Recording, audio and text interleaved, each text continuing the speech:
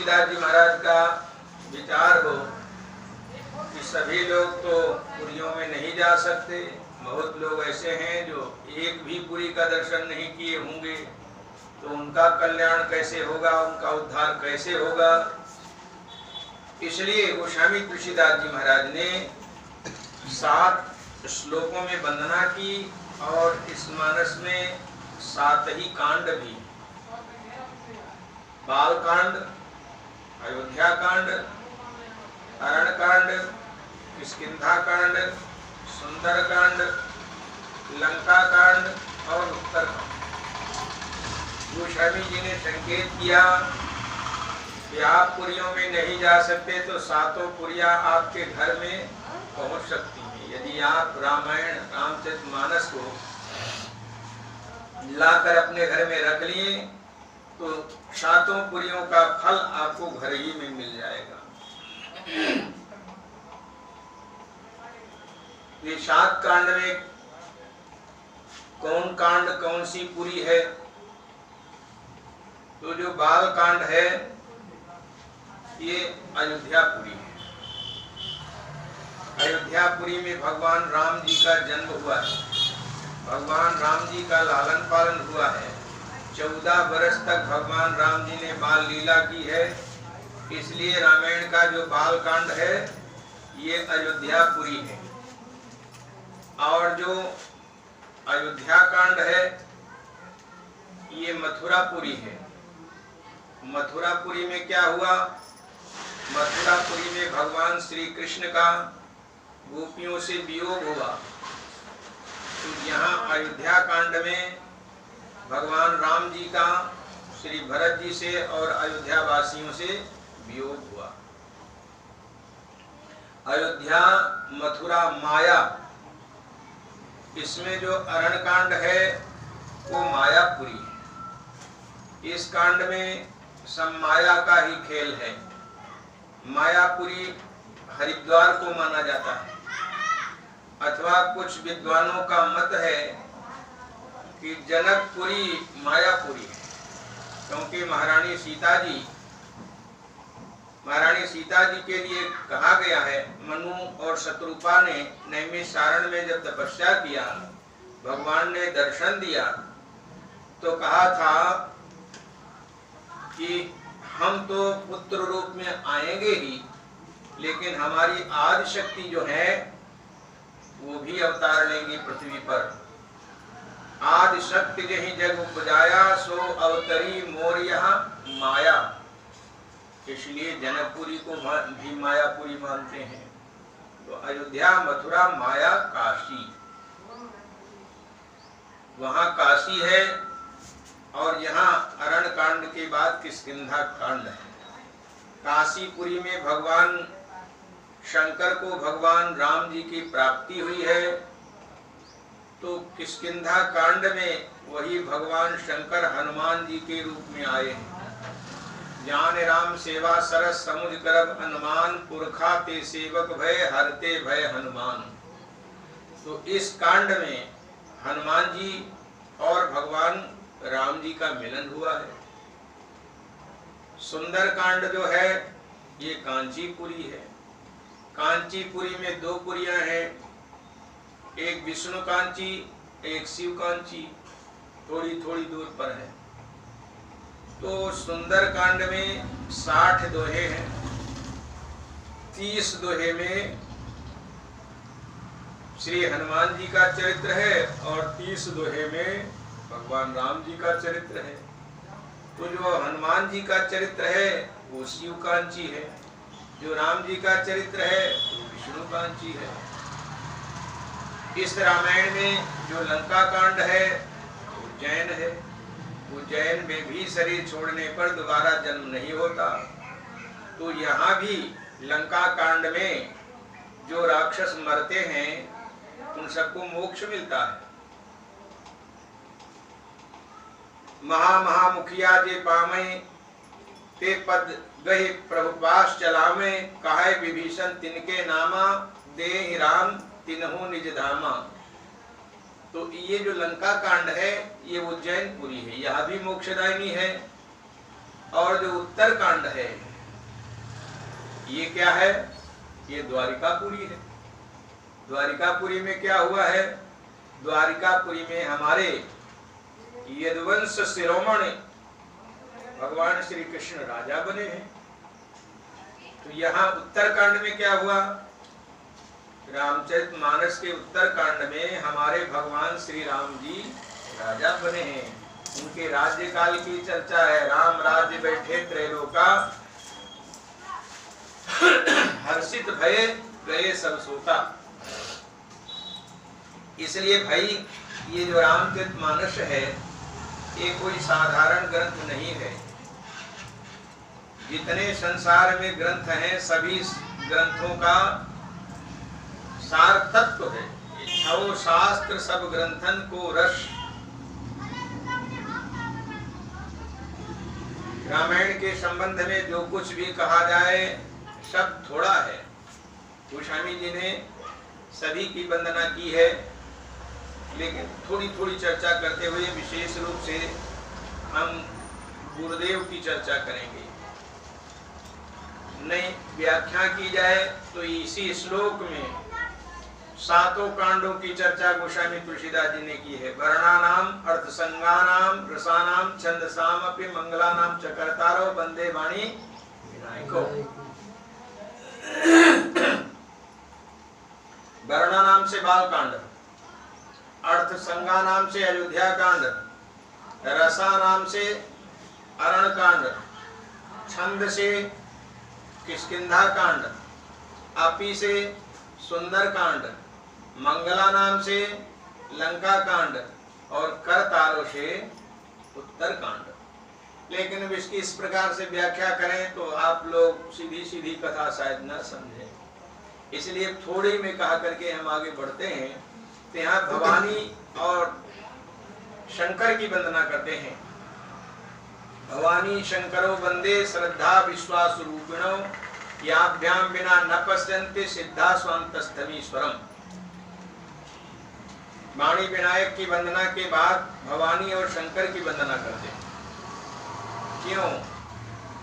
क्योंकि ये श्रद्धा और विश्वास के स्वरूप हैं। भवानी जो है वो श्रद्धा स्वरूप है, भगवान शंकर जो है वो विश्वास स्वरूप है। और जब तक व्यक्ति में श्रद्धा विश्वास दोनों नहीं आएंगे तब तक कल्याण नहीं होगा।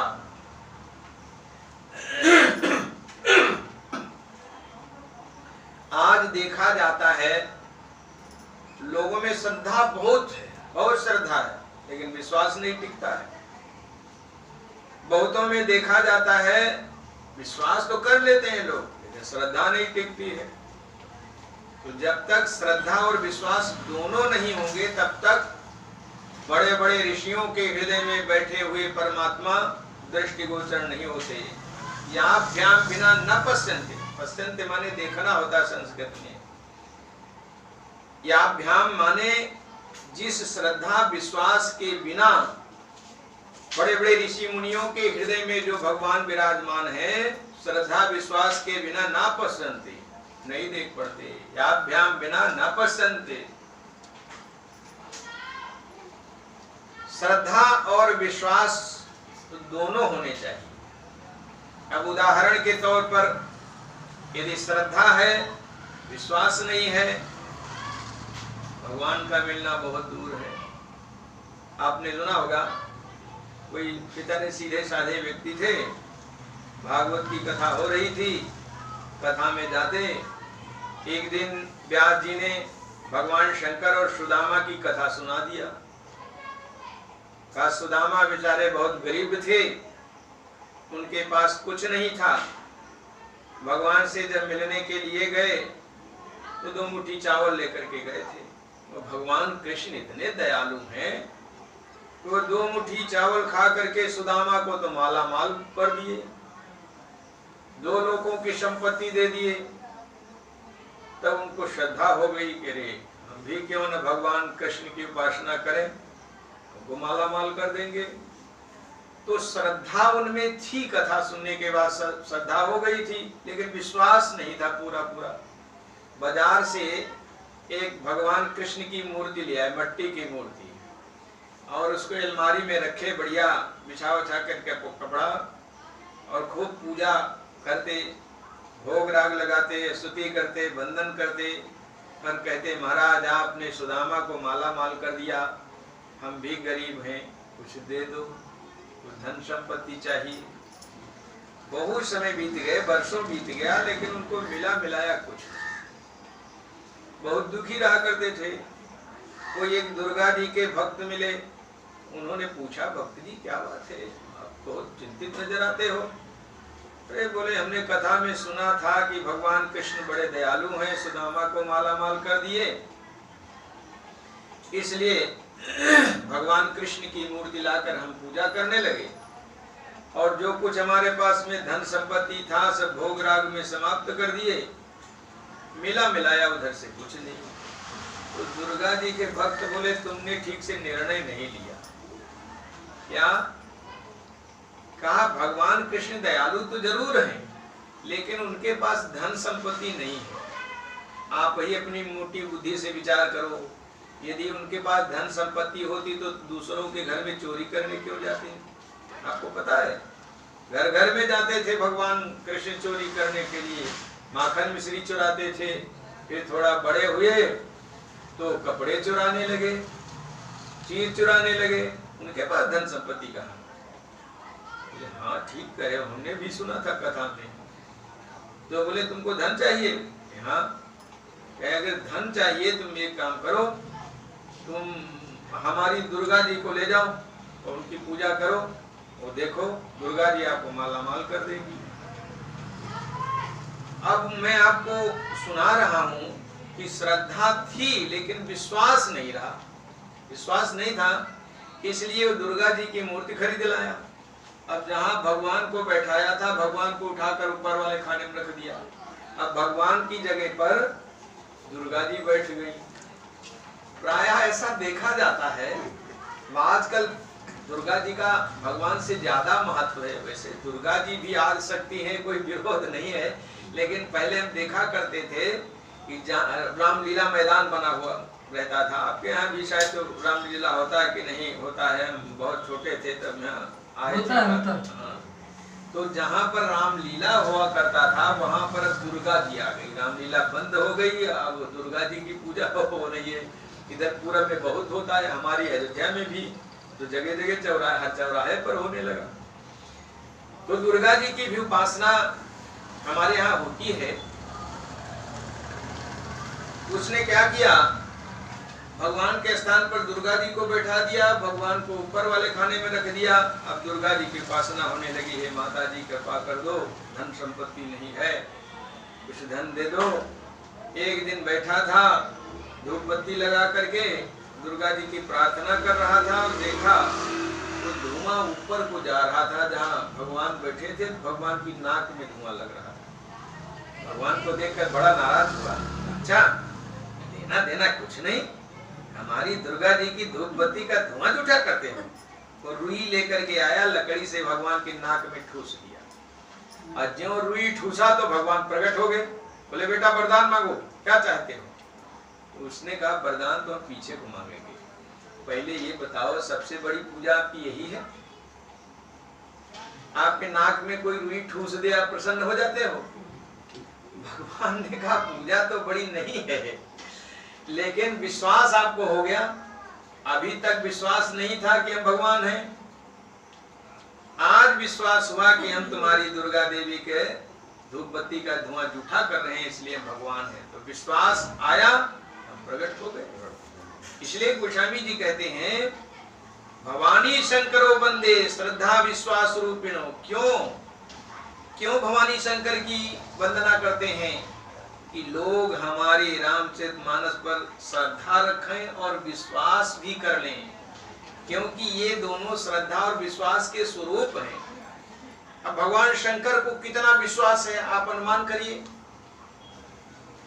जिस समय समुद्र का मंथन हुआ, सबसे पहले हलाहल विष निकला, देवता लोग घबराए और भगवान शंकर के पास गए।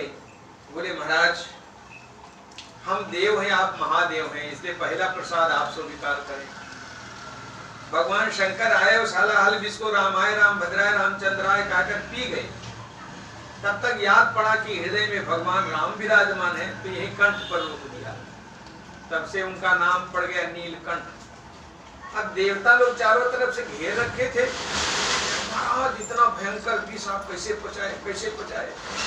भगवान शंकर ने अब काम हो गया, आप क्या फालतू बातें कर रहे हो। बोले नहीं महाराज, खुदा भगवान शंकर ने सोचा मालूम पड़ता बिना बताए पिंड नहीं छूटेगा। भगवान शंकर बोले ये बताओ हम राम नाम जपते हैं कि नहीं। कहा हाँ वो तो जपते हो, तुम पुण्य राम राम दिन राती सादर जपो अनंग या राती। भगवान शंकर बोले हमने कुछ नहीं किया, हमने तो विष को राम जी से जोड़ दिया, और विष को राम से जोड़ कर देखिए विश्राम हो जाएगा।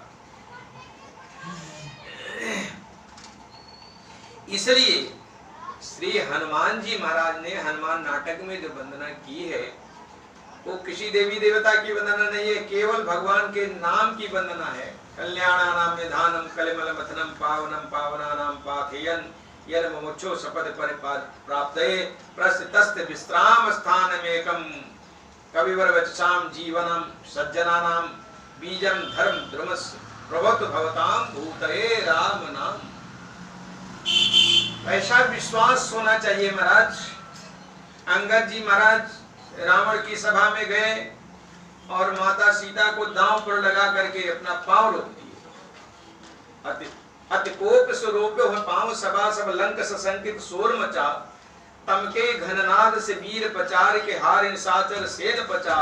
न टरे पग मेर होते गुरघोष मनो महिसंग विरंच रचा। तुलसी सब सूर सराहत है जग में बलशाली है बाली बचा। समुझि राम प्रताप कपिकोपा सभा माझपन करी पद रूपा। चैलेंज कर दिया जो मम चरण सकस सटटारी फिर ही राम सीता में हारी। एक दो नहीं उठे महाराज, इंद्रजीत आदि के बलवाना हरस उठे जहां तहां भटनाना। झपट ही करि बल विपुल पाई पदन टरे बैठे सुर सिरनाई। पुन उठ झपटे सुर या राती डरे न कीस चरण यही भांति। पुरुष कुजोगी जी मुर्गारी मोह बिटप नहीं सके उपारी। कोटिन मेघनाद सम सुभट उठे हरसाए झपटे टरण कप चरण पुन बैठे सिरनाए। अंगद जी ने माता सीता को दांव पर लगा दिया। महारानी सीता जी दो बार दांव पर आई हैं। एक बार बेटे ने अपनी माँ को दांव पर लगाया, अंगद जी ने जो दांव पर लगाया है अपनी माँ को दांव पर लगाया। क्या अपनी माँ को कोई दांव पर लगा सकता है क्या? और एक बार पिता ने जनक जी ने अपनी बेटी को दांव पर लगाया है। धन स्तुतोरे सोई बरई जान के रंग हो यारा हो। अंगद जी महाराज जब पैर जमा करके वापस आए तो इस बार जो बंदर भालू थे वो सब अंगद जी को घेर लिए। बोले हमने सुना है आपने रावण की सभा में पैर जमा करके और माता सीता को दांव पर लगा दिया। अंगद जी बोले हाँ लगा तो दिए। कहा अगर पैर उखड़ जाता तब क्या होता? अंगद जी ने कहा भक्ति में अगर मगर नहीं लगता। जिस काम में अगर मगर लग जाता है ना वो काम नहीं होता। किसी ने कहा है काम बिगाड़े तीन अगर मगर लेकिन। तो जिस काम में अगर मगर लेकिन परंतु लग जाता है वो काम जल्दी नहीं होता। अभी कहिए जाइए हर्षित बाबू वहाँ टिकट चले जाए, चले जाते मगर नहीं जाएंगे। तो जहाँ अगर मगर लेकिन परंतु होने लगता है वो काम नहीं होता। तो अंगद जी ने कहा भक्ति में अगर मगर नहीं लगता। बंदरों ने कहा नहीं महाराज बताइए कैसे आपने माता सीता को दांव पर लगाकर अपना पांव जमा दिए। अंगद जी ने सोचा लगता है बिना बताए पिंड नहीं छूटेगा। अंगद जी ने कहा बताओ माता सीता किसकी शक्ति है? कहा भगवान राम जी की। अंगद जी ने कहा फिर हमने तो दांव पर लगा दिया, अब जिनकी है वो चाहे संभाले चाहे जो कुछ करे, हमारा जो काम था हमने कर दिया। कितना विश्वास होगा अंगद जी को, जरा कल्पना करिए। किस समाज में अंगद जी ने अपने पैर को जमा दिया और माता सीता को दांव पर लगा दिया? जिस सभा में कैलाश पर्वत को उठाने वाला 10 शीश रावण बैठा है। ते समाज कियो कठिनपन जेहि तौल्यो कैलाश। कि स्वामी की महिमा कहूँ कि सेवक को विश्वास। तो भक्ति में जितना ही आप विश्वास करेंगे उतना ही भक्ति फलीभूत होगी। सूरदास जी ने इस पर लिखा है, एक पक्षी एक पेड़ पर बैठा था और नीचे से बहेलिया निशाना साध लिया। तो सूरदास जी लिखते हैं, वो पक्षी बोल रहा है, अब की राखिले भगवान, हम अनाथ बैठे द्रुम डरिया, नीचे पारिद साध्यो बान। हम अनाथ हैं, पेड़ की डाल पर बैठे हैं, नीचे से बहेलिए ने निशाना साध लिया है। तो किसी ने कहा उड़ते क्यों नहीं, उड़ जाओ। तो पक्षी ने कहा, ताके भय हम उड़न चाहते हैं, लेकिन ऊपर छिप्यो सचान। सचान बाज को कहते हैं। कहा उस बहेलिए के भय से हम उड़ना चाहते हैं, लेकिन ऊपर बाज घात लगाए बैठा है कि उड़े तो हम झप पे। ताके भय हम उड़न चाहते हैं, ऊपर छिप्यो सचान। दुहु भात दुख भयो कृपा निधि, कौन बचावे प्राण। इसलिए जब की राखिले भगवान, उसने क्या किया जानते हैं, उसने भगवान का स्मरण किया। जब कोई संकट आए तो आप भगवान का स्मरण करो, निश्चित रूप में भगवान आपकी रक्षा करेंगे। जब भगवान का उसने स्मरण किया है तो सूरदास जी लिखते हैं, सुमिरत ही अहि डसो पारधी, लाग्यो तीर सचान। जब उसने भगवान का स्मरण किया तो विलक्षण घटना घट गई। क्या? नीचे से विषधर काला नाग निकला और जो निशाना साध रहा था उसके पैर में डस लिया। तो स्वाभाविक था उसका निशाना गड़बड़ा गया, पैर में सांस पकड़ लिया। तो बाण छोड़ा तो लेकिन थोड़ा टेढ़ा हो गया। जो बाज घात लगाए बैठा था वो बाण बाज के लग गया। सुमिरत ही अहि डसो पारधी, लाग्यो तीर सचान। सूरदास गुण कहाँ लगे वर्णो, जय जय कृपा निधान। सूरदास जी कहते हैं, प्रभु आपके गुणों का हम कहाँ तक बखान कर सकते हैं, जय जय कर सकते हैं, जय जय कृपा निधान। मैं चर्चा कर रहा हूं, भक्ति में श्रद्धा और विश्वास के बिना काम नहीं हो सकता। श्रद्धा बिना धर्म नहीं होई, बिन महि गंध की पावे कोई। भगवान शंकर साक्षात विश्वास स्वरूप है।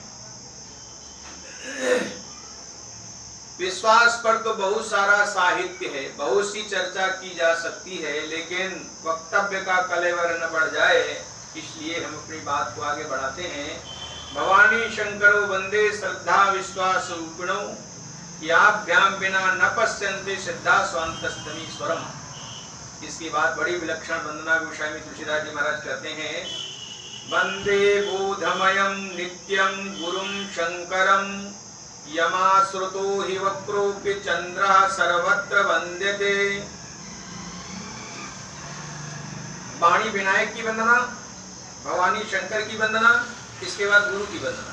गुरु की वंदना के बाद श्री वाल्मीकि जी की वंदना, हनुमान जी की वंदना और श्री सीताराम जी की वंदना।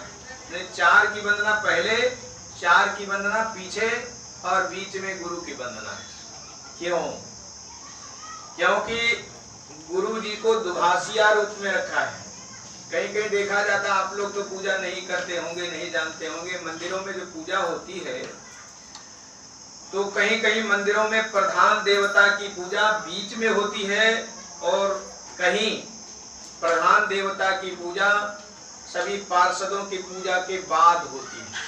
प्रधान देवता होते हैं उनकी पूजा पीछे होती है। तो श्री गोस्वामी तुलसीदास जी महाराज ने यहाँ गुरुदेव को मध्य में रखा है। इनको दुभाषिया भी कह सकते हैं और आप लोगों के शब्दों में मझवनिया भी कह सकते हैं। जो शादी कराता है वो लड़की वाले से भी मिलता है और लड़के वाले से मिलता है, दोनों को जोड़ता है। तो यहाँ गुरु जी वही काम करते हैं। कभी कभी गुरुजी जीव को ले जाकर के भगवान से मिला देते हैं और कभी कभी भगवान को ला करके जीव से मिला देते हैं। तो गुरुजी कैसे हैं? गोस्वामी जी कहते हैं वंदे बोधमयम, गुरुजी हमारे बोधमय हैं, ज्ञान स्वरूप हैं। यमा श्रुतो हि वक्रोपि चंद्रः सर्वत्र वंदते। गुरुदेव भगवान शंकर के स्वरूप हैं। भगवान शंकर कैसे दयालु हैं? टेढ़ा चंद्रमा उनकी शरण में आ गया तो जगत वंदनीय हो गया। चंद्रमा में एक दो अवगुण नहीं है महाराज, बहुत से अवगुण हैं। दक्ष की 27 कन्याएं चंद्रमा को ब्याही थी, लेकिन रोहिणी से अधिक प्रेम करता था। इसलिए अन्य कन्याओं ने दक्ष से शिकायत की। दक्ष ने कई बार समझाया, नहीं माना, तो दक्ष ने श्राप दे दिया था, जा तेरे चप, वो टीबी हो जाएगी, कफछाई रोग हो जाएगा। तो उसे टीबी और कफछाई रोग हो गया था, इसलिए वो समुद्र में समाहित हो गया था। अथवा आप सब कथा सुने होंगे, इंद्र ने जब अहिल्या के साथ में छल किया है तो चंद्रमा को बुलाया था, कहा था तुम मुर्गा बन जाओ और 12 बजे रात्रि में गौतम जी की कुटिया के बाहर बोलना और हम अपना कार्य सिद्ध कर लेंगे। कहा इंद्र चंद्रा से बन जाओ मुर्गा, बोलो तुम जा करके ऋषि के भवन में, समझेंगे ऋषि अब सवेरा हुआ है तो चलेंगे नहाने सवेरे सवेरे। चंद्रमा ने बृहस्पति जी से विद्या अध्ययन किया था, गुरु माना था। एक बार बृहस्पति जी कहीं गए हुए थे, उनकी पत्नी को लेकर ही चंपत हो गया, अपने गुरु की पत्नी लेकर भाग गया और उसे बुध नाम का लड़का भी पैदा कर लिया। तो अनेक कारणों से चंद्रमा समुद्र में समाहित हुआ था। तो ऐसे टेढ़े अवगुणी चंद्रमा को भगवान शंकर ने अपने ललाट पर धारण कर लिया।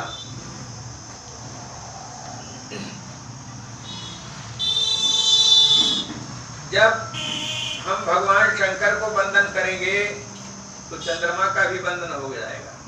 द्वितीया के चंद्रमा का दर्शन करना चाहिए। अमावस के बाद जो द्वितीया आती है, जिसको आप लोग द्विज कहते हैं, द्विज को निश्चित रूप से सब कामों को छोड़ करके चंद्रमा का दर्शन करना चाहिए। चंद्रमा का दर्शन यदि हो जाएगा तो 1 महीने तक कोई अनिष्ट आपका नहीं होगा, क्योंकि चंद्रमा का दर्शन साक्षात भगवान शंकर के दर्शन का फल देता है, क्योंकि वो भगवान शंकर के जटा पर निवास करता है। गोस्वामी तुलसीदास जी महाराज ने इस बात को दोहावली रामायण में लिखा है। अवसर कौड़ी जो चुके बहुरी दिए कालाख, दुई जिन चंदा देखिए कहा उदो भर पाख। अवसर कौड़ी जो चुके, अभी अवसर है, आपको एक कौड़ी की आवश्यकता है। अब तो कौड़ी ओड़ी नहीं चलती है, लेकिन लोग पूजा करते हैं, आप लोग नहीं जानते होंगे। बनिया लोग हैं, सोनार लोग हैं, कौड़ी की पूजा करते हैं, लक्ष्मी का स्वरूप मानते हैं। पहले कौड़ी चलती थी। आपको आवश्यकता है कौड़ी की और कौड़ी आपको नहीं मिली। मान लो आपको 100 रुपये 50 रुपये की आवश्यकता है, इस समय नहीं मिल पाया, आपका काम बिगड़ गया। और काम बिगड़ने के बाद 1000 मिले तो किस काम का, तो काम बिगड़ गया। गोस्वामी जी कहते हैं यदि आपने द्वितीया के चंद्रमा का दर्शन नहीं किया तब क्या है, महीना भर करते रहो। अवसर कौड़ी जो चुके बहुरी दिए कालाख, दुई जिन चंदा देखिए कहा उदो भय पाख। तो यदि चंद्रमा के समान कोई शिष्य टेढ़ा भी हो, सर्व अवगुण संपन्न हो, गुरु की शरण में आ जाए तो भी उसका कल्याण हो जाता है। भगवान राम जी ने तो इतने अवगुण गिनाया चंद्रमा में, कोप शोक प्रद पंकज द्रोही अवगुण बहुत चंद्रमा तो ही। चंद्रमा में बहुत अवगुण है, लेकिन जब भगवान शंकर ने उसे अपना लिया तो जगवंदनीय हो गया। वंदो गुरुपद कंज। आगे सोरठे में भी लिखते हैं, बंदव गुरुपद गंज कृपा सिंधु नर रूप हरि महामोह तम पुंज जासु बचन रविकर निकर। कहते हैं गुरु जी के चरण कमलों की वंदना करते हैं। बंदव गुरुपद गंज कृपा सिंधु, हमारे गुरु जी कृपा के समुद्र हैं और नर रूप में साक्षात भगवान है। दोखान पापान हरदीत हरि, जैसे भगवान जीवों के कल्याण के लिए अवतार लेते हैं, वैसे गुरुदेव भी जीवों के कल्याण के लिए अवतार लेते हैं। बल्कि भगवान से बड़ा काम गुरुदेव करते हैं। भगवान क्या करते हैं? भगवान तो जन्म दे करके जीव को माया में फंसाते हैं और गुरुदेव ज्ञान दे करके उनको भगवान की प्राप्ति कराते हैं। इसलिए आप लोग भी एक श्लोक जानते होंगे, गुरु ब्रह्मा गुरु विष्णु गुरुदेव महेश्वरा गुरु साक्षात परब्रह्म तस्मै श्री गुरुवे नमः। बंदव गुरुपद कंज कृपा सिंधु नर रूप हरि महामोहतम पुंज जास बचन रविकर निकर। महामोह, मोह रूपी अंधकार को दूर करने के लिए गुरुदेव की जो वाणी है, गुरुदेव के जो वचन हैं, वो सूर्य की किरणों के समान है। किसी ने कहा ये तो उपमा ठीक नहीं। क्यों? सूर्य उदय होते हैं, उनकी किरणें निकलती हैं तो लोग परेशान हो जाते हैं, गर्मी लगती है, ताप देते हैं। तो क्या गुरु के वचन भी ताप देने वाले हैं? इसलिए मेरे विचार से जहां पर रविकर निकर लिखा है वहां पर शशिकर निकर कर देते तो ज्यादा ठीक होता, क्योंकि चंद्रमा शीतलता प्रदान करता है। रामायण में वर्णन है, सरदा तपनिसि शशि अपहरई संत दरस जिमि पातक टरई। तो रविकर निकर न कहा करके यदि शशिकर निकर कहते तो क्या आपत्ति थी? आपत्ति थी। इस प्रश्न का उत्तर यह है कि चंद्रमा और सूर्य में थोड़ा अंतर होता है। क्या? जैसे चंद्रमा को बादल ढांक लेते हैं, बादल जब ढक लेंगे तो एकदम अंधकुप हो जाता है, और सूर्य को हजारों बादल ढकें लेकिन दिन का दिन ही रहेगा, रात्रि नहीं होगी। गोस्वामी तुलसीदास जी महाराज कहते हैं, संसार में जितने पहाड़ हैं सब में आग लगा दी जाए और तारे जितने एक साथ में उदय हो जाएं और चंद्रमा भी 16 कला से उदय हो, माने एक थाली के लगते हैं 16 थाली के हो जाए। इतना होने पर भी रात्रि रात्रि ही रहेगी, दिन नहीं हो सकता। राकापति खोडस हुए तारा गण समुदाय शकल गिरिन दौलाइए, लेकिन बिनु रवि रात न जाए। बिना सूर्य के रात्रि समाप्त नहीं हो सकती। सूर्य ने तो कभी जीवन में रात्रि का दर्शन ही नहीं किया, अंधकार का दर्शन ही नहीं किया। चंद्रमा को बादल ढक लेते तो अंधेरा हो जाता। उसी प्रकार से अन्य साधनों के द्वारा जो ज्ञान प्राप्त होता है वहां माया रूपी अंधकार को ढकने का संदेह रहता है, और गुरु जी के द्वारा जो दिया हुआ ज्ञान है वहां तो अंधकार का कोई प्रश्न ही नहीं है। रवि मंडल देखत लघु लागा, लेकिन उदय तासूत्र भुवन तम भागा। सूर्य उदय होने के पहले ही जब लालिमा आती है उसी समय अंधकार भयभीत होकर के भाग जाता है। इसलिए एक महात्मा कहते थे कि कौआ इस बात को देख करके डर गए, बोले अरे सूर्य तो काले को समाप्त करते हैं, अंधकार को समाप्त कर देते हैं। अंधियाली रात्रि है, सूर्य उदय होते हैं तो चारों तरफ प्रकाश हो जाता है। इसलिए कौआ डर करके कहता है भयम काका भयम काका भयम काका। क्या मतलब है? काका माने कौआ को भय हो गया कि भगो, सूर्य जो है अंधकार को नष्ट कर देते हैं। तो गोस्वामी तुलसीदास जी महाराज कहते हैं, बंदम गुरुपद कंज कृपा सिंधु नर रूप हरि महामोहतम पुंज जासु बचन रविकर निकर। शास्त्र कहते हैं यदि कोई भी भवसागर पार जाना चाहता हो तो गुरुदेव के चरणों का आश्रय लेवे, क्योंकि बिना गुरु के कोई भी भवसागर पार नहीं हो सकता। इस बात की पुष्टि श्री पक्षीराज गरुण जी ने किया है, क्योंकि गरुण जी को मोह हो गया था। लंका कांड में वर्णन है, मेघनाद ने भगवान राम जी को, लक्ष्मण जी को नागपाश में बांध दिया था। नारद जी ने गरुण जी को भेजा और गरुण जी गए और नागों को सब खा लिए। भगवान बंधन से मुक्त हुए, लेकिन गरुण जी स्वयं बंधन में बंध गए। वापस आए, विचार करने लगे, भव बंधन से छूटे नर जप जाकर नाम, ओ खरब निशाचर बांधे नागपाश सोई राम। जिनका नाम लेने से लोग भव बंधन से छूट जाते हैं, और उन परमात्मा को एक तुच्छ राक्षस ने बांध दिया नागपाश में, और हमारे जैसा तुच्छ सेवक उनको मुक्त किया। मन में भ्रम हो गया। नारद जी से बोले, महाराज हमारी शंका का समाधान करो। नारद जी बोले, तुम्हें तो महामोह हो गया है, समाप्त नहीं होगा, इसलिए तुम ब्रह्मा जी के पास में जाओ। ब्रह्मा जी के पास में गए तो ब्रह्मा जी ने भी टाल मटोल कर दिया।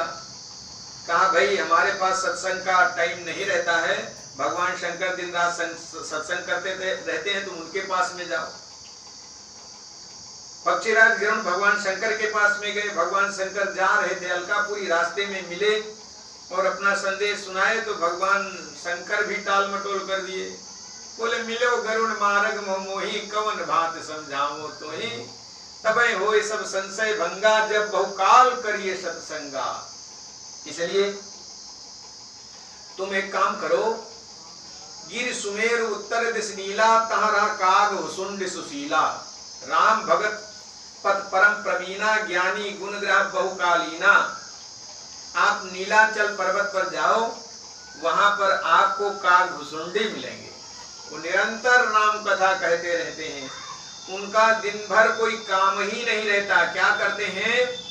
पीपर तर तर ध्यान सुधरई, जाप जग पाकर तर करई, आम छा कर मानस पूजा, तज हरि भजन काज नहीं दूजा। और बरतर कहा हरि कथा प्रसंगाया, मैं सुनई अनेक विहंगा। श्री पक्षीराज गरुण, अब आप विचार करिए, गरुण जी के ऊपर तो भगवान दिन रात सवारी करते हैं, अब ये भी चक्कर में पड़ गए। इनको जब संदेह हो गया, भ्रम हो गया, तो हम और आप तो तुच्छ आदमी हैं, जो भगवान के विषय में कुछ जानते भी नहीं है, तो हम लोगों को तो कोई बहुत बड़ी बात नहीं भ्रम होना। गरुण जी को मोह हो गया, माता पार्वती जी को मोह हो गया, भ्रम हो गया, बड़े बड़े लोगों को भ्रम हो जाता है। अरे कभी कभी ब्रह्मा जी भी चक्कर में पड़ जाते हैं। ये गए हैं नीलाचल पर्वत पर, और काग भुसुंडी जी के द्वारा पूरी रामचरितमानस की कथा सुनी है। महाराज रामायण का पाठ रोज करना चाहिए, और यदि रोज नहीं फुर्सत है तो मैं आपको बता दूं, 5 मिनट में पूरी रामायण के पाठ का आपको फल मिल जाएगा। प्रथम यति अनुराग भवानी, रामचरित कहस बखानी, पुन नारद कर मोहे पारा, कहस बहु रावण अवतारा। प्रभु अवतार कथा पुनि गाई, तब शिष्ट चरित कहस मन लाई, बाल चरित कह विविध विधि मनमो परम उचाव, ऋषि आगमन कहस पुन श्री रघुवीर विवाह। बहुर नाम अभिषेक प्रसंगा, पुण्य नप वचन राजस भंगा, पुरवासिन कर विरा विषादा, कहस राम लक्ष्मण सब मादा, विपिन गमन के वटे अनुरागा, सुरसर उतर निवास प्रयागा।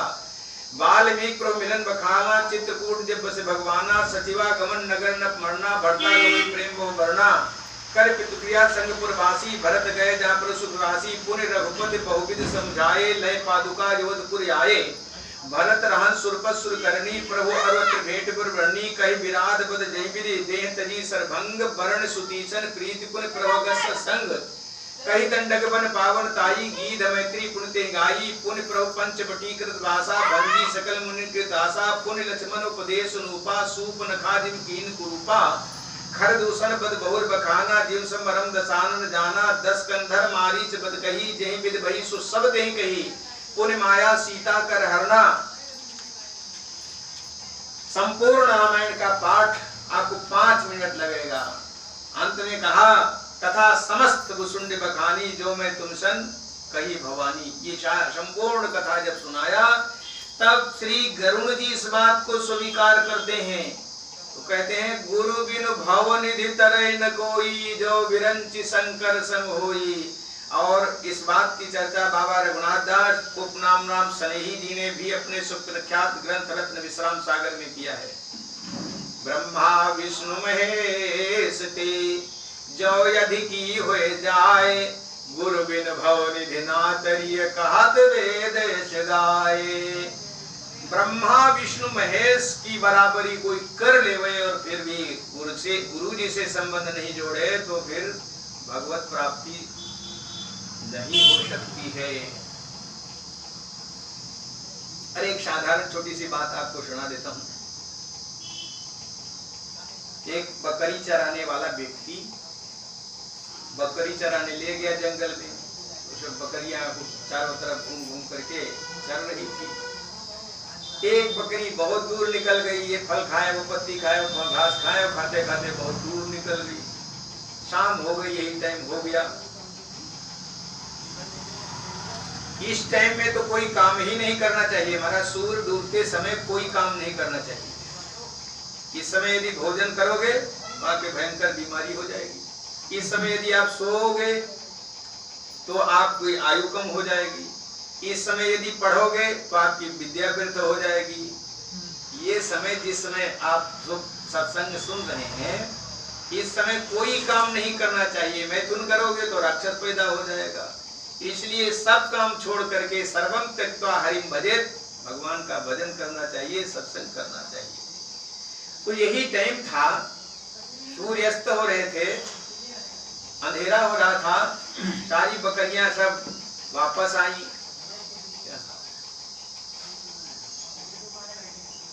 वो बकरी चराने वाला सब बकरियों को ले गया और वो बकरी जब वापस मुड़ी तो क्या देखती है कि सारी तो बकरियां चली गई। तो अब तो कोई बाघ सिंह हमें खा जाएगा।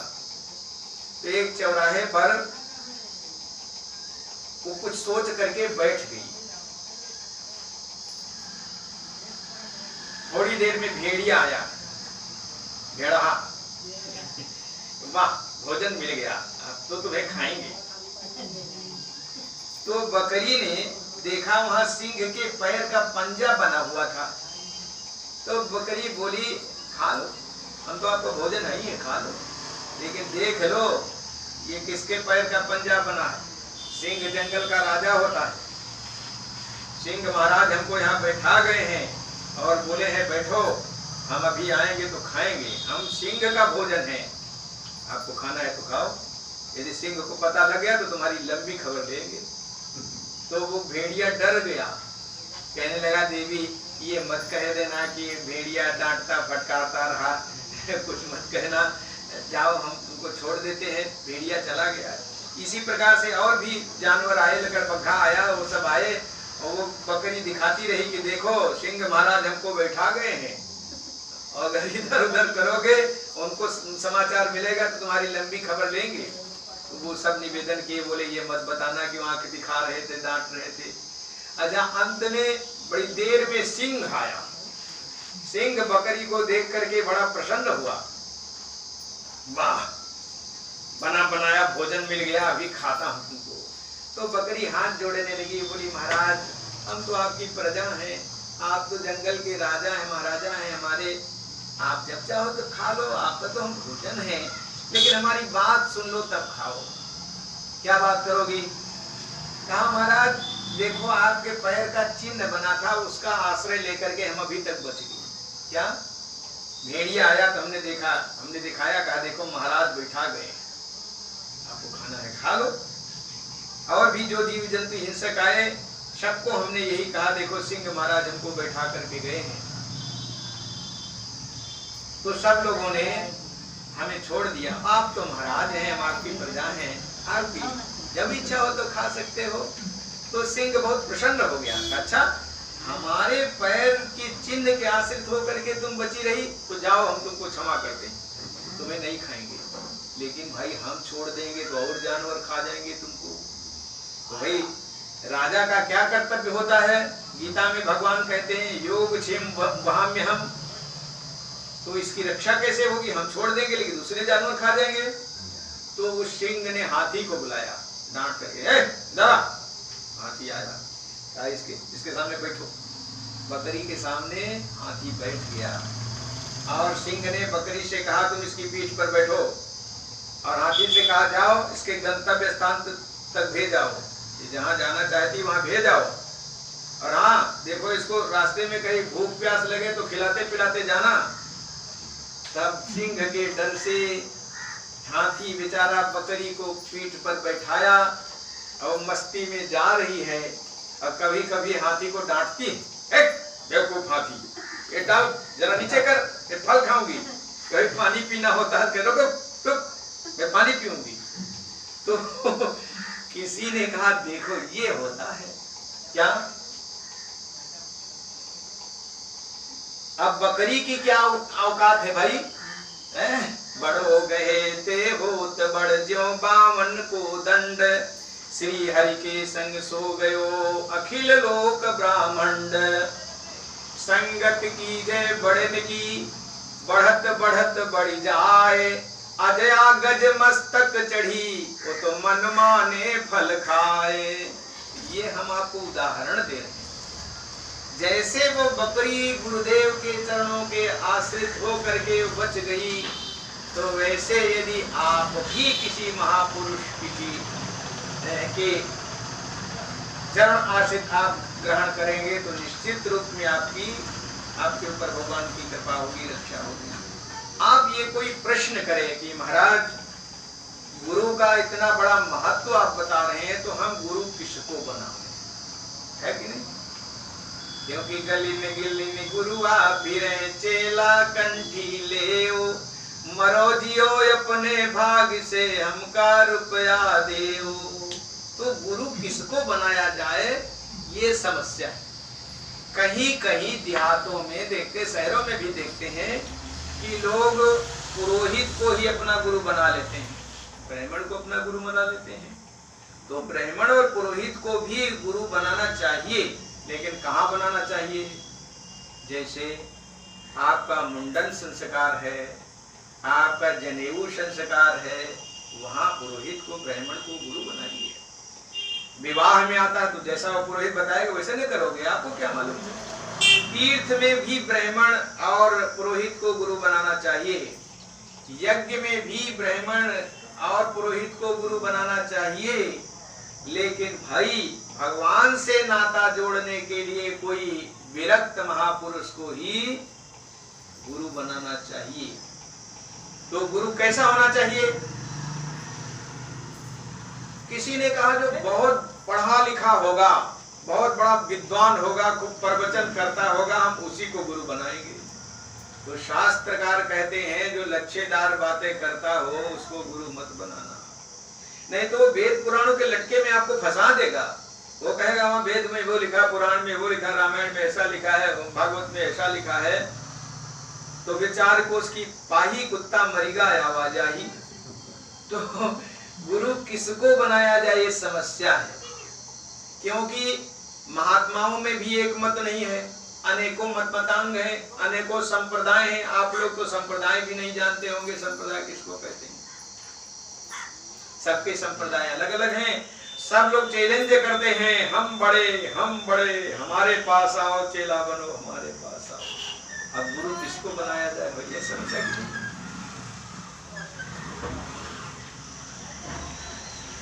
कभी कभी ऐसा देखा जाता है, कुछ महात्मा लोग हैं वो कहते हैं तुलसी पहनो तब तुम्हारा कल्याण होगा, और कुछ कहते हैं नहीं तुलसी पहनो लेकिन हरदम न पहनो, जब लेटीन आदि जाओ तब तुलसी का माला निकाल दो, जब स्नान करो तो माला निकाल दो, उस समय पहनोगे तो नरक हो जाएगा। कुछ महात्मा कहेंगे कि रुद्राक्ष की माला पहनोगे तभी आपको वैकुंठ होगा, तुलसी पहनोगे तो वैकुंठ नहीं होगा। कुछ लोग कहते हैं चंदन पहनो तब आपका कल्याण होगा। तो समस्या ये है हमारा कल्याण कैसे हो? हम लोगों के यहाँ, हम लोग रामानंदी, और रामानंदियों में भी एक रामानंदी वो भी वैष्णव है, हम लोग भी वैष्णव हैं, वो भी तुलसी मानते हैं, हम भी तुलसी मानते हैं, लेकिन तुलसी में थोड़ा मानने में थोड़ा अंतर है। हम लोगों से कोई दीक्षा आदि मंत्र लेगा तो कंठी पहनाएंगे, कहेंगे जीवन भर कंठी पहनो, और बगैर भोग लगाए, बगैर तुलसी डाले यदि कोई चीज खाओगे तो नरक चले जाओगे, क्योंकि हमारे यहाँ 56 भोग 3600 व्यंजन बिन तुलसी हर एक न मानी, नमो नमो तुलसी महारानी। तुलसी का महत्व आपने सुना होगा, भक्तमाल में है। एक राजा दुर्गा जी का भक्त था, 1.25 मन लड्डू भोग लगवाता था। तो एक वैष्णव महात्मा जो कट्टर महात्मा होते हैं, देवी देवताओं का प्रसाद नहीं खाते, भगवान का ही प्रसाद खाते। तो महात्मा जी ने देखा कि दुर्गा जी का भोग लग रहा है और हमें प्रसाद भी नहीं मिलता, तो वो नौकर थाल लिए जा रहा था, अपने सिर पर रखे, तो एक तुलसी की पत्ती उसमें डाल दिए। उसको क्या पता, जब तुलसी की पत्ती पड़ गई, भोग लग गया राम जी का। अब राम जी के भोग पर हनुमान जी का अधिकार हो जाता है। अब वो लड्डू देवी के सामने गए, तो देवी जब लड्डू देखने लगी तो हनुमान जी ने गदा दिखा दिया, एक और लड्डू छू लियो तो खैरियत नहीं। तो देवी डर गई, लड्डू वापस गए। रात्रि में देवी ने राजा को सपना दिया, कहा आज भोजन की व्यवस्था नहीं की है, आज भी तो हमने 1.25 मन लड्डू भेजा था, क्या हुए? अरे कहा उसमें किसी साधु ने तुलसी डाल दिया था, तो भोग लग गया राम जी का, और राम जी के भोग पर हनुमान जी का अधिकार होता है। हनुमान जी गदा दिखाए तो हम डर गई। तो राजा ने कहा तो आप डरपोक देवी हो, हम तो अभी तक तुम्ही को सब समझते थे, तो जब तुम डरपोक हो तो जाओ दूसरा जजमान खोजो, अब तो हम हनुमान जी के भक्त बनेंगे। और वो गया काशी में, जगत गुरु श्री स्वामी रामानंदाचार्य जी महाराज का शिष्य बना। तो मैं चर्चा कर रहा हूँ कि हम लोगों के यहाँ तुलसी की प्रधानता है। बगैर तुलसी कोई भी वस्तु ग्रहण नहीं करना चाहिए। शास्त्र तो यह भी कहते हैं कि जो बगैर भोग लगाए, बगैर भगवान को अर्पण किए जो खाता है वो पाप खाता है। भगवान को भोग लगाया जाता है, उसमें कुछ कम नहीं होता है। केवल अंदर भावना रखिए। यदि आपके यहाँ चित्र है, शालिग्राम भगवान है, तो अति उत्तम है, कुछ नहीं है। केवल भोग बनाइए, प्रसाद बनाइए, पवित्रता से उसमें तुलसी डाल दीजिए, बस भगवान को अर्पण हो गया। क्योंकि रामायण में लिखा है, तुम ही निवेदित भोजन करही, प्रभु प्रसाद पट भूषण धरही। एक बार भगवान ने सारे संसार भर के लोगों को बुलाया, कहा तुम लोग बहुत पाप करते हो, पृथ्वी से सहन नहीं होता है। बोले महाराज हम घर गृहस्थी में रहते, पाप तो हो ही जाता है, लेकिन जब ज्यादा पाप हो जाता है तो हम लोग चले जाते हैं अयोध्या, नहा लेते हैं, सरजू में सब पाप चला जाता है ना। रामायण में लिखा है, तरस परस मज्जन यर्पाना हरई पाप कहा वेद पुराना। सरजू को पाप दिया थे, भगवान ने सरजू को बुलाया, कहा तो सबसे बड़ी पापनी तुम ही हो। सरजू जी बोली पाप ले लेती लेकिन रखती नहीं, क्या करती? काम ले जाती। छपरा बलिया के बीच में वो गंगा जी और सरजू का मिलन हुआ है, कहा हम पाप सरजू को दे देते, एक गंगा को दे देते। भगवान ने गंगा को बुलाया, कहा सबसे बड़ी पापी तुम ही हो। गंगा ने कहा हम पाप ले लेते लेकिन रखती हम भी नहीं, तुम क्या करती? कहा हम बंगाल की खाड़ी में समुद्र को दे आती। भगवान ने समुद्र को बुलाया, कहा सबसे बड़े पापी तुम ही हो। समुद्र ने कहा महाराज पाप ले लेते लेकिन रखते हम भी नहीं, तुम क्या करते हो? हम मेघों को दे देते हैं। तो जो आकाश से पानी बरसता है, तो आकाश में कोई नहर थोड़े चल रही, वो तो समुद्र का पानी सूर्य की किरणों के द्वारा जाता है ऊपर। बरसत हर्षत लोग सब, लेकिन करसत लखत न कोई। ये कैसे बरसता है पानी, कहाँ से आता है, इस बात को कोई नहीं जानता। मेघ में ही इतनी शक्ति होती है कि खारे पानी को फिल्टर कर देता है, मीठा पानी बना करके बारिश होती है। तो समुद्र ने कहा पाप हम मेघों को दे देते हैं। भगवान ने मेघों को बुलाया, कहा सबसे बड़े पापी तुम ही हो। मेघों ने कहा महाराज ले लेते लेकिन रखते नहीं, क्या करते हो? काम तो वर्षा कर देते। तो किसान लोग जो ये सब धान गेहूं और गन्ना पिपरमिंट पैदा करते हैं, ये सब पापे तो है। तो भगवान ने किसानों को बुलाया, कहा सबसे बड़े पापी तुम ही लोग हो। किसानों ने कहा महाराज पाप तो हो ही जाता है, न करो तो अपने आप हो जाएगा, कुदार चलाओगे हल चलाओगे बहुत जीव जंतु मर जाते हैं, पाप हो जाता है।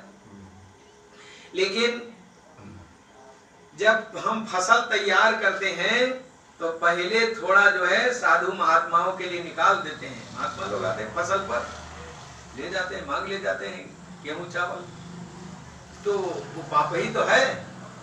भगवान ने साधुओं को बुलाया, कहा सबसे बड़े पापी तुम ही लोग। महात्माओं ने कहा महाराज ले आते हैं और बढ़िया प्रेम से बना करके आपके सामने हम तुलसी डाल करके रख देते हैं, मंत्र बोल देते हैं, त्वदीयं वस्तु गोविंद तुभ्यमेव समर्पये। तो महाराज हम लोग तो प्रसाद पाते हैं, पाप पुण्य तो आप जानो।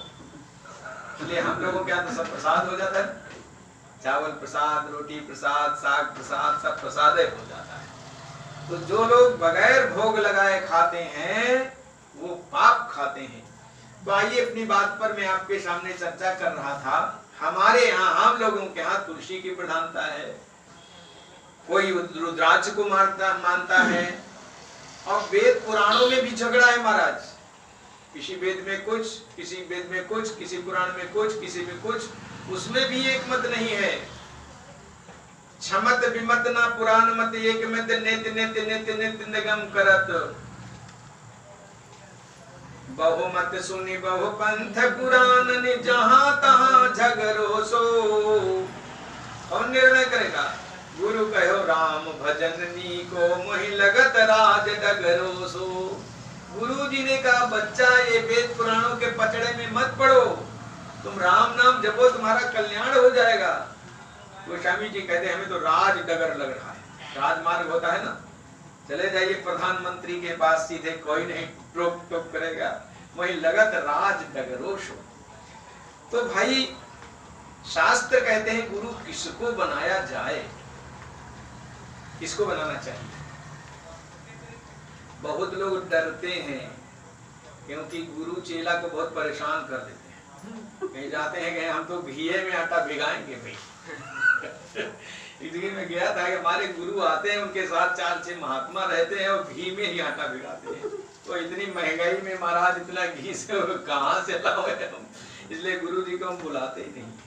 बहुत से गुरु ऐसे हैं जो अपने चेले को परेशान ही कर देते हैं, इसलिए लोग डरते हैं। अच्छा, कहीं कहीं के लोग ये जानते ही नहीं कि ये क्या होता है, भजन क्या होता है, पूजा पाठ क्या होता है, गुरु मंत्र क्या होता है। भक्तमाल में अनेकों कथाएं हैं। एक महात्मा जी जा रहे थे ब्रज की भूमि में, तो देखा ग्वाले लोग, अहीर लोग सब गाय बछड़े चरा रहे थे। तो बूढ़े महात्मा थे, उनके प्यास लगी थी, तो बोले भैया यहाँ कहीं पानी है, प्यास लगी है। तो एक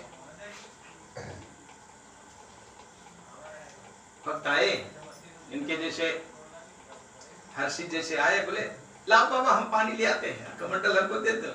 तो कह ले वो चले जाओ। तो कमंडल ले लिए, और जब पानी लेने चले तो महात्मा सोचने लगे पता नहीं ये वैष्णव है कि नहीं है, ये मंत्र लिया है कि नहीं लिया है, चेला बना है कि नहीं बना, निगुरा तो नहीं, इसके हाथ का पानी पी लेंगे तो नरक हो जाएगा। तो बोले ए भैया रुको, खड़े हो गए। बोले तुमने गुरु दीक्षा लिया है? तो बोला महाराज ये क्या होता है? गुरु दीक्षा हम नहीं जानते किसको कहते। अरे कहा राम मंत्र तुमने सुना है गुरु से? कहा राम मंत्र हम कुछ नहीं सुने, हम नहीं जानते क्या होता है। तो महात्मा बोले अच्छा तो तुम दीक्षा नहीं लिया तो एक कमंडल ले आओ, हम तो अपने हाथ से पानी ले आएंगे। क्योंकि जो निगुरा होता है उसके हाथ का पानी तो शराब के बराबर होता है, निगुरा का छुआ पानी नहीं पीना चाहिए। तो महात्मा लिए और अपने ले आए कमंडल में पानी, लेकिन अब उसको बड़ा कष्ट हुआ। तो उसने सोचा अरे धिक्कार है, हम एक महात्मा को एक लोटा पानी नहीं पिला सकते। तो उसके मन में एक बड़ी ठेस पहुंची और उसने कहा महाराज ये गुरु दीक्षा क्या होती है? बताया ऐसे ऐसे गुरु दीक्षा सुनाई जाती है, पूर्वजों का उद्धार हो जाता है, कुल पवित्र हो जाता है। कुलम पवित्रम जननी कृतार्था वसुंधरा भागवती च धन्या स्वर्गा स्थिता एक पितरोपि धन्या एशाम कुले वैष्णव नाम धैम। जिस परिवार का एक व्यक्ति गुरु दीक्षा लेता है, मंत्र लेता है, वो उसकी माँ जो है बच्चा पैदा करने का फल पा जाती है, उसका परिवार पवित्र हो जाता है, उसके पूर्वज स्वर्ग से नरक से स्वर्ग चले जाते हैं। हम महाराज इतना महत्व है तो आप हम कहाँ किसको गुरु खोजने जाएं, आप ही हमारे गुरु बन जाए। तो महात्मा जी ने अपने तिलक उलक लगाया और कंठी बांध दी और मंत्र दे दिया, एक माला पकड़ा दिया। बता दिया ऐसे ऐसे भजन करना। तो जब टीका उका लगा करके घर गया तो घर भर के लोग बड़े नाराज हुए, बोले ये क्या लगा करके आया है, ये कहाँ, ये सब हमारे घर में नहीं होता है, जा जा जहाँ से लाया हो साधु को लौटाया जाकर, हमारे यहाँ भजन पूजा पाठ नहीं होता है ना, हम राम को जाने ना राम हमको जाने, तो हम काहे राम का भजन करें, ये सब कहने लगे लोग। तो जब बहुत सब लोग घर भर के लोग बड़बड़ाने लगे तो वो गया महात्मा के पास, बोला गुरुजी घर के लोग बहुत डांटते फटकारते हैं, तो ये अपना मंत्र और माला ले लो। तो महात्मा बोले तुमको कैसा लगा है, बोले हमको तो बहुत अच्छा लगता है। बोले बड़बड़ाने दो, जाओ तुम भजन करो। तो अब वो तिलक लगाता है और वो भजन करता है एकांत में बैठ करके। अच्छा कुछ दिन के बाद उसकी एक भैंस मर गई, तो अब घर भर के लोगों को बोलने का मौका मिल गया। बोले भैंस अभी मरने वाली थी, यही भजन कर करके मार डाला। हमारे घर में कोई मंत्र लिया ही नहीं था, ये पहली बार लिया मंत्र, इसलिए ऐसा अनिष्ट हो गया। तो जा अभी माला वाला लौटाया बाबा को, हो गया। कहने लगा महाराज जी हमारी भैंस मर गई, घर भर के लोग बड़े नाराज हैं, कहते हैं तुमने मंत्र लिया और भजन किया, भजन करके भैंस मार डाले, तो अपना माला वाला ले लो। महात्मा जी बोले तुमको भजन कैसा लगता है, बोले हमको तो बाबा अच्छा लगता है। बोले अच्छा तुमको अच्छा लगता है, घर भर के लोग नाराज हैं, बोले हाँ। कहते हैं वापस कर आओ। तो कहा जाओ फिर घर भर के लोगों से पूछो कि जब घर का एक परिवार का व्यक्ति कोई मंत्र लेता है तो घर भर की जो अलाय बलाय है किसी एक आदमी के ऊपर चढ़ जाती है, तो घर का एक आदमी मर जाता है। तो ये तो कहो भगवान की कृपा है, कोई आदमी नहीं मरा, तुम्हारी भैंसिए मरी। और जब माला और मंत्र लौटाया जाता है तो घर भर के लोग मर जाते हैं, जाओ घर के लोगों से पूछो जा करके। तो आया कहा बाबा तो कह रहे हैं कि भाई जब पहली बार कोई मंत्र लेता है तो घर भर की अलाय बलाय जो है एक आदमी के ऊपर जाती है, एक आदमी मरता है घर का। ये तो कहो भगवान की कृपा है तो आदमी नहीं मरा। और जब माला लौटाया जाता है तब घर भर के लोग मर जाते हैं, तो अब आप लोग बताओ हम क्या करें। तो सब डर गए, कहने लगे अच्छा ऐसा है तो फिर भजन करो, तो भाई हम आपको सुना रहे हैं कि बहुत लोग ऐसे हैं जो भजन पूजा पाठ को जानते ही नहीं है, जानवर जैसे जीवन जीते हैं, उनको पता ही नहीं है भगवान कहाँ रहते हैं, भजन क्या होता है, पूजा पाठ क्या होता है। शास्त्र कहते हैं भगवान ने मनुष्य का शरीर दिया है तो 5 वस्तुओं को जरूर जान लो अपने जीवन में। प्रापस्य ब्रह्मणे रूपम, प्राप्तुस्त प्राप्त गात्मा, प्राप्त उपायम फलम चैव तथा प्राप्त विरोध चा। पहले अपने को समझो हम क्या हैं, हम मट्टी के हैं कि प्लास्टिक के हैं कि लोहे के हैं, हम कौन है, हम कहाँ से आए हैं, हमारा क्या कर्तव्य है। शास्त्र कहते हैं पहले अपने को समझो और भगवान को समझो, फिर भगवान कैसे मिलेंगे उपाय को समझो, फिर भगवान तक पहुंचने में बाधक कौन है इसको समझो, और फिर भगवान मिल जाएंगे तो आपको फायदा क्या होगा, इस बात को समझ लेना चाहिए। हम कौन है, हम तो ईश्वर के अंश हैं, हम किसी के लड़के नहीं, हम किसी के बाप नहीं, हम किसी के भाई नहीं, हम तो सीधे सीधे ईश्वर के अंश हैं, ये हमारा स्वरूप है। अच्छा भगवान को प्राप्त करने के लिए उपाय क्या है, साधन है, भजन है, और भजन अनेकों प्रकार के हैं। तहाँ वेद कारण रखा, भजन प्रभाव भांति बहु भाखा। तो भजन साधन है भगवान को प्राप्त करने के लिए, और भगवान तक पहुंचने में बाधक कौन है, माया बाधा पहुंचाती है, भगवान तक नहीं जाने देती है। और भगवान जब मिल जाएंगे तो हमें फायदा क्या हो जाएगा, तो फिर जो बार बार हम जन्म लेते हैं, बार बार मरते हैं, जन्मत मरत दुसा दुख होई, इससे छुटकारा मिल जाएगा।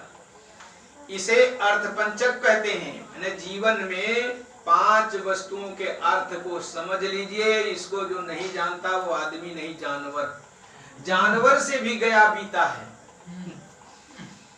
तो मैं आपके सामने चर्चा ये कर रहा हूं कि समस्या ये है कि गुरु किसको बनाया जाए।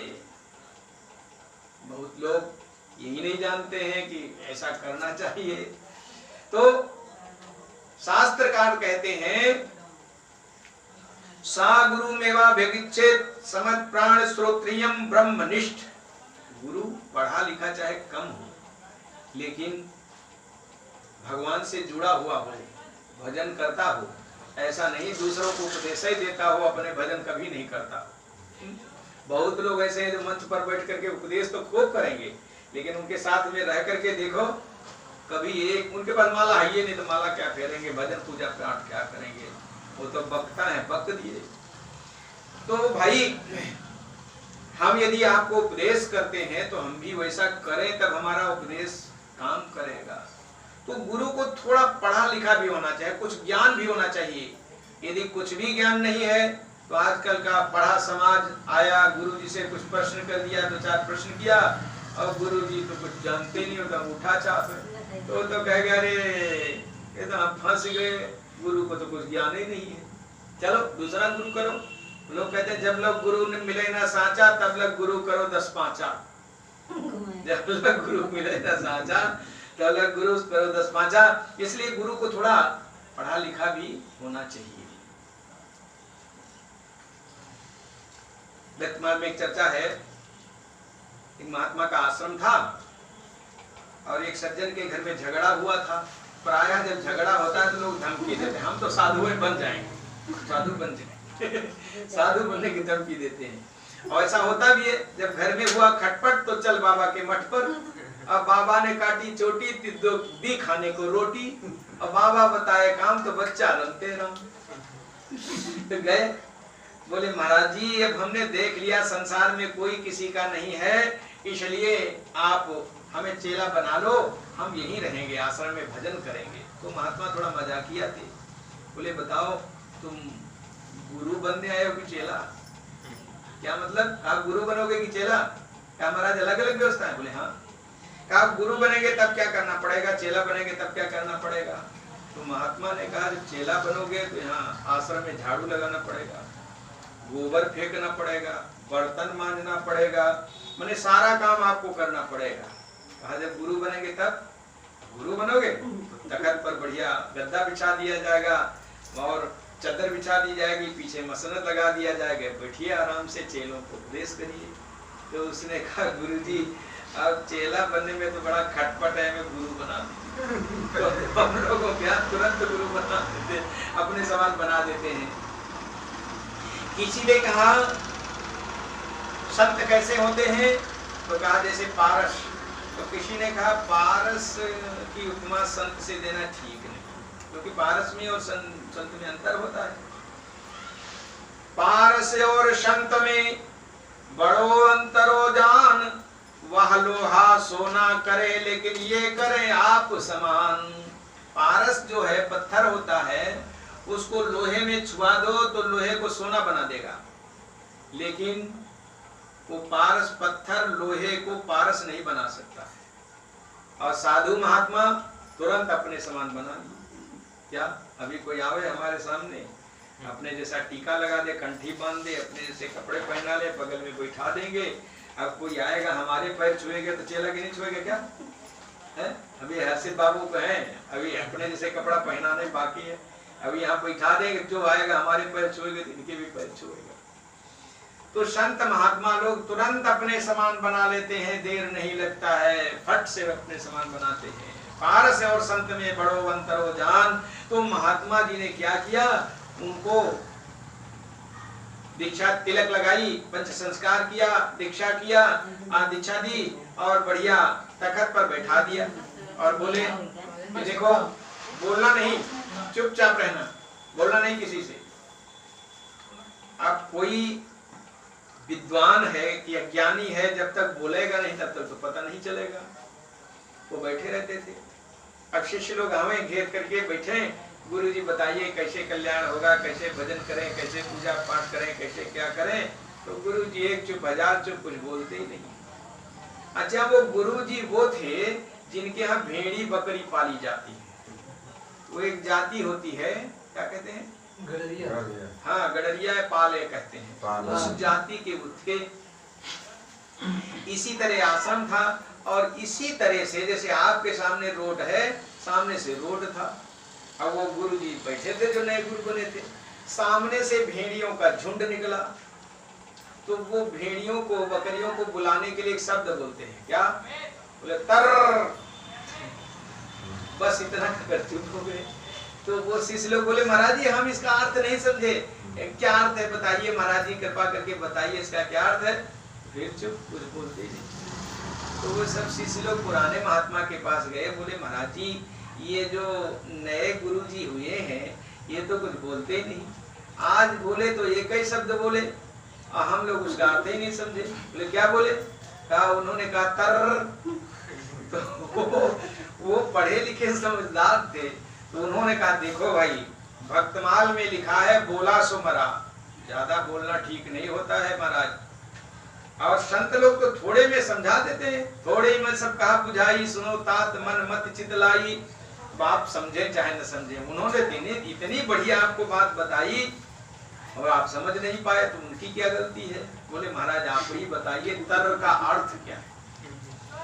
तो महात्मा ने कहा तर का अर्थ ये है कि भगवान ने आपको मनुष्य का शरीर दिया है, 84 लाख योनियां हैं, 20 लाख स्थावर मानो, 9 लाख जलचर जानो, 11 लाख कीड़ा के गायो, पक्षी गण 10 लाख बतायो, 30 लाख पर जानो भाई, 4 लाख बंदर सुखदाई, केते योनि भ्रम के आवे तब मानव के तन को पावे। महाराज 84 लाख योनियां भ्रमण करने के बाद मनुष्य का शरीर मिलता है। तो उन्होंने जो तर कह दिया उसका अर्थ नहीं समझे क्या?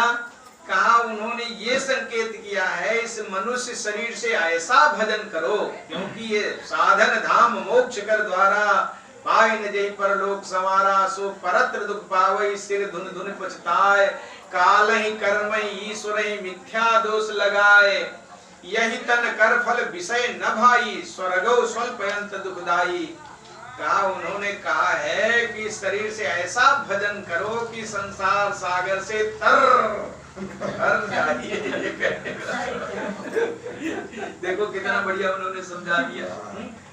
इसके बाद जब वो सब चले गए तब वो गुरु जी का कान पकड़े, महात्मा बोले उठो, हमने कहा था बोलना नहीं तो क्यों बोले। तो हमारे कहने का तात्पर्य ये है कि गुरु जी को थोड़ा ज्ञान भी होना चाहिए, एकदम पढ़े लिखे नहीं है तो फिर आज के पढ़ा लिखा स्वीकार कह गए इनको कुछ मालूम नहीं, कुछ ज्ञान होना चाहिए। लेकिन सबसे बड़ी बात यह है कि भगवान का भजन करता हो, ब्रह्म से जुड़ा हुआ हो, उसको गुरु बनाना चाहिए। महाराज कोई व्यक्ति कितना हो आगे बढ़ जाए लेकिन जब तक गुरु जी से नहीं संबंध जोड़ेगा। अच्छा बहुत से गुरु ऐसे हैं जो मंत्र तो बताते हैं लेकिन उपासना नहीं बताते। चेला को पता ही नहीं है हमारे गुरु जी वैष्णव हैं कि शैव हैं कि गौड़िया हैं कि कबीरपंथी हैं, चेला को कुछ पता ही नहीं। गुरु जी ने कान में मंत्र सुना दिया, बस जाओ आज से तुम चेला, हम गुरु हो गए। अब आएंगे साल भर में गेहूं चना आपके यहाँ से ले जाएंगे, आप रुपया हमको देना। एक सज्जन के गुरु मर गए थे तो नाचने लगे, बोले वाह बहुत अच्छा, बहुत अच्छा। क्यों? कहा भले भये गुरु मर गए, चेला के मन चैन, छठे महीने आवते धोती रुपया लेन। तो बहुत लोग गुरु के मरने पर प्रसन्न होते हैं। अच्छा बहुत से लोग ऐसे होते हैं जो